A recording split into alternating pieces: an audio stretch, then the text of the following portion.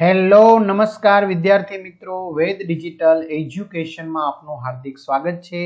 આજે આપણે ધોરણ 8 વિષય ગુજરાતીમાં ચેપ્ટર નંબર 19 સિલ્વર સ્ક્રીન જેની સ્વાધ્યાયની સરસ મજાની સમજૂતી જોવાના છીએ। તો ખાસ વિદ્યાર્થી મિત્રો, ચેનલમાં નવા હોય તો ચેનલ સબસ્ક્રાઇબ કરો, બાજુમાં બેલ આઇકનને પ્રેસ કરો જેથી તમને અવનવા વિડીયોની માહિતી નોટિફિકેશન મળી શકે। વિડીયો લાઈક કરો અને હા, તમારા મિત્રો દોસ્તોને શેર કરો। 19મો ચેપ્ટર સિલ્વર સ્ક્રીન જેનું આપણે શું જોવા જઈ રહ્યા છીએ? સ્વાધ્યાય સોલ્યુશન જોવા જઈ રહ્યા છીએ। તો પહેલો પ્રશ્ન, વાતચીત, તમને કેવી ફિલ્મ જોવી ગમે છે? તો મને એક્શન અને એડવેન્ચર ફિલ્મો જોવી ગમે છે। મને એવી ફિલ્મો જોવી ગમે છે જેમાં હું નવીન જગ્યાઓ અને રોમાંચક સાહસો જોઈ શકું। મને એનિમેટેડ ફિલ્મો પણ ખૂબ ગમે છે। બીજું, તમે છેલ્લે કઈ ફિલ્મ જોઈ હતી? મેં છેલ્લે એવેન્જર્સ એન્ડ ગેમ ફિલ્મ જોઈ હતી। એક સુપર હીરો ફિલ્મ છે જેમાં માર્વલના બધા હીરો એક સાથે આવીને થેનોસની સામે લડે છે।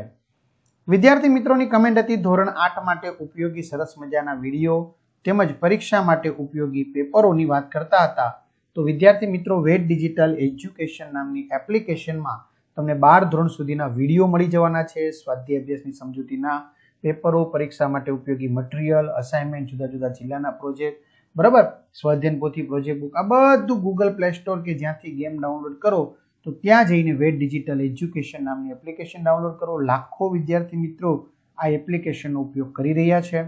તમે બી ડાઉનલોડ કરી ઓપન કરશો, એટલે પેજ ખુલે, એમાં તમારા પોતાના મોબાઈલ નંબર નાખો, સેન્ડ ઓટીપી કરો, 4 આંકડાનો ઓટીપી નાખશો, એટલે પેજ ખુલે, એમાં પેડમાં જુદા જુદા પેડ પ્લાન, પીડીએફ, એક્ઝામ પેપરમાં પેપરો, 3 થી 12માં 3 થી 12ના વિડીયો, તમારું ધોરણ પસંદ કરી વિષય પ્રમાણે પાઠવેલ વિડીયો જોઈ શકશો।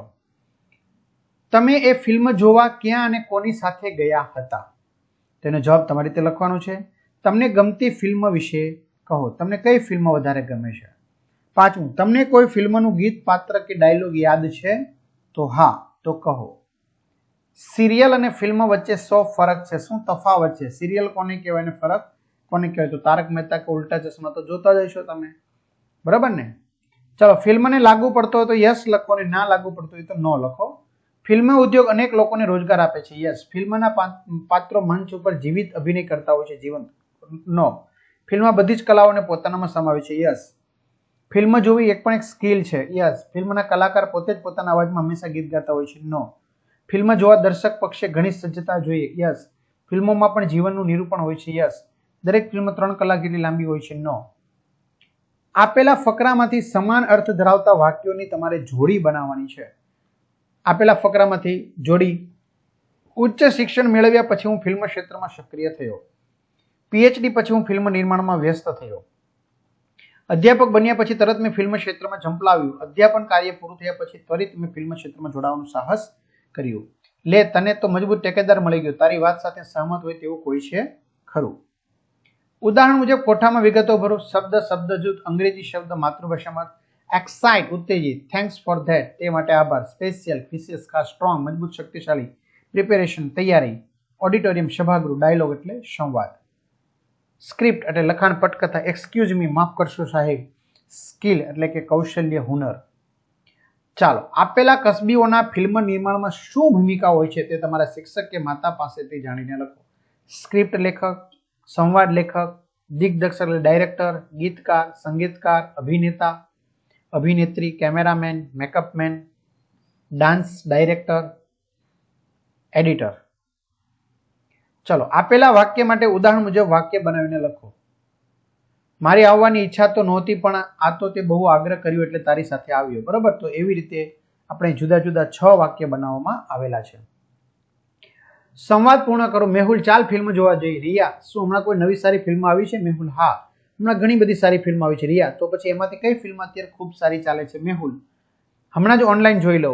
રિયા, હા, જોઈ લે, આપણે તેમાંથી કોઈ એક પસંદ કરીએ। મેહુલ, આ જો, આ ફિલ્મ જોવા જેવી લાગે છે। રિયા, હા, આ તો ખૂબ સરસ લાગે, ચાલ આજે જ જોઈએ। મેહુલ, આ તે ખરું કહ્યું, હમણાં જ ઓનલાઈન ટિકિટ બુક કરી લઉં છું।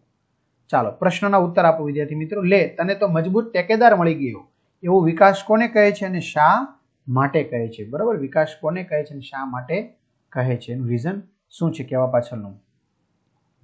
બીજું, તમે સ્વાગત વિધિ ક્યાં ક્યાં થતી જોઈ છે? એમાં શું શું કરવામાં આવે છે સ્વાગત વિધિમાં? ત્રીજું, ડોક્ટર બાસુ પોતાને વિશાળ ફલક પર અધ્યાપક કેમ માને છે ડોક્ટર બાસુ. ફિલ્મ ઉદ્યોગી લોકોને કઈ રીતે રોજગાર આપે છે, બરાબર, તો એ બી અહીંયા લખેલું છે. ત્યાર પછી ફિલ્મ બધી જ કલાઓને પોતાનામાં સી રીતે સમાવી લે છે. ફિલ્મ જોતી વખતે કઈ કઈ બાબતનું ધ્યાન રાખવું જોઈએ. દર્શક અને ભાવક વચ્ચે શો ફેર છે. 9, તમારી મનપસંદ ફિલ્મ વિશે 10-15 વાક્ય લખો. તો મોટા ભાગની 3 ઇડિયટ અથવા તો છેલ્લો દિવસ ફિલ્મ છે વધારે મનપસંદ હોઈ શકે છે. બરાબર, તો આ રીતે વિદ્યાર્થી મિત્રો સરસ મજાનું સોલ્યુશન અહીં પૂર્ણ થયું.